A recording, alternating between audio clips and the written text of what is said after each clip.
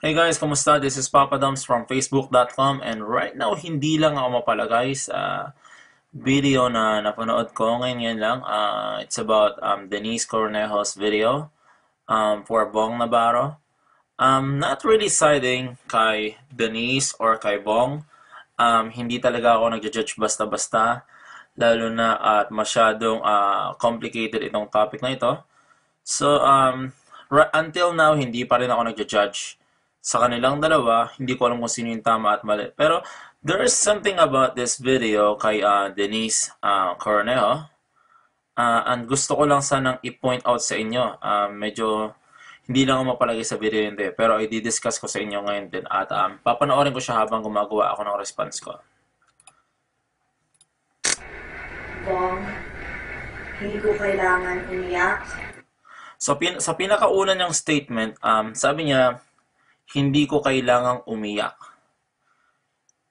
Ang taong muntik ng mapagsamantalahan, hinuhubaran pa lang or alam niya nang mapagsasamantalahan siya, iiyak na yan. Iiyak, magwawala, magagalit, mixed emotions kasi that's a very traumatizing event. So, bakit parang nagpipigil siya ng emotion niya?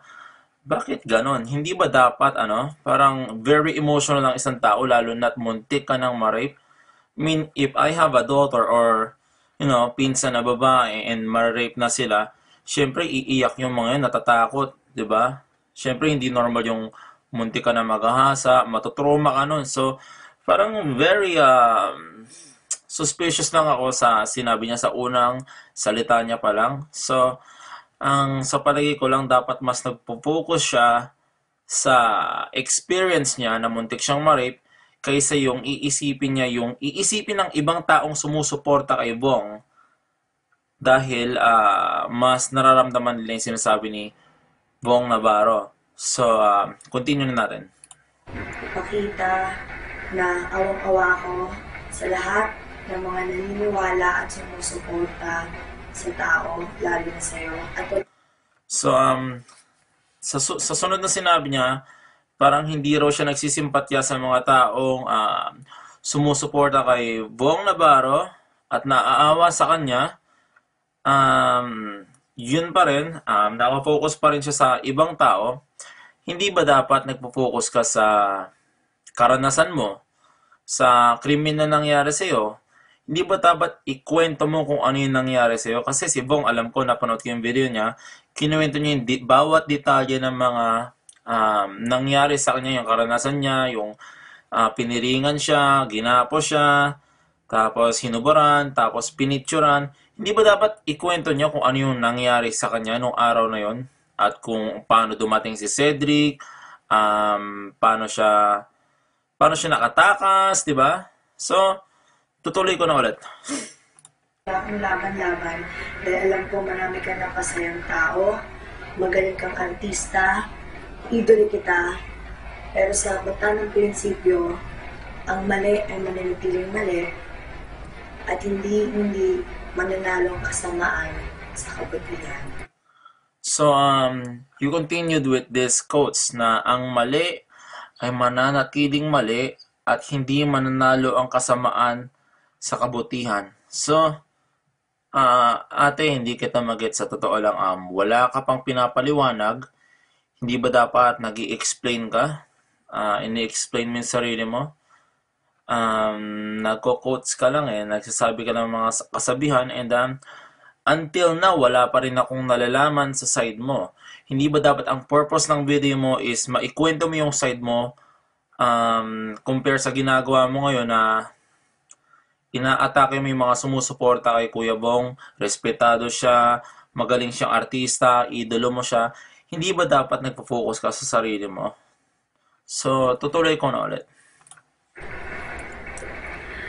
Yun lang po at So, sa ending part ng video na yon, medyo may napuna lang ako sa mata niya.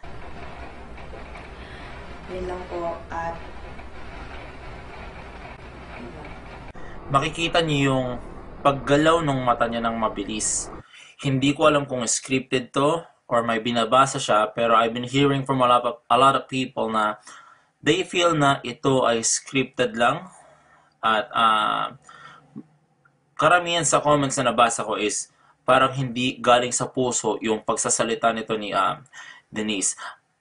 Let me just repeat myself, hindi ko siya ginajudge, sinasabi ko lang yung napupuna ko. So, wag niyo sana akong atakihin dahil wala talaga akong intensyon na sumide sa kanya or sumide kay Bong Navarro. So, also, napansin ko rin yung sa lips niya. Di ba minsan pag nagbabasa tayo ng kasulatan, notebook, books, yung parang minsan mapapagalaw yung labi natin habang nagbabasa tayo. So, napuna ko rin at the same time habang gumagalaw yung mata niya, parang napagalaw din ng onti yung labi niya. Yun lang po. At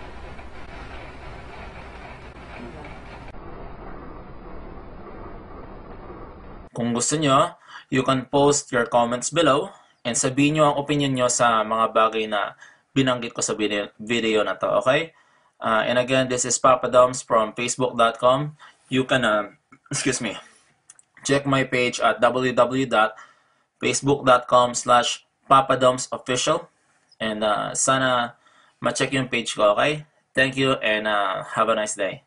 Bye-bye.